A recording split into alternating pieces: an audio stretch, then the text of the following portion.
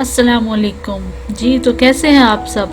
उम्मीद है बहुत ही मज़े में होंगे। आज की हमारी रेसिपी है चाइनीज़ वेजिटेबल एग। बहुत ही आसान और बहुत ही मज़े की रेसिपी है। सुबह नाश्ते में बनाएं, बच्चों को खिलाएं और मुझे दुआएं दें। तो चलिए आज की रेसिपी हम शुरू करते हैं। इसके लिए हमें चाहिए होगा हरी प्याज 2 अदद, हरी मिर्च 2 अदद, टमाटर एक दरमियाने साइज का, हरा धनिया हम 1 चम्मच ले लेंगे और अंडे हमने ले लेने हैं 2 अदद।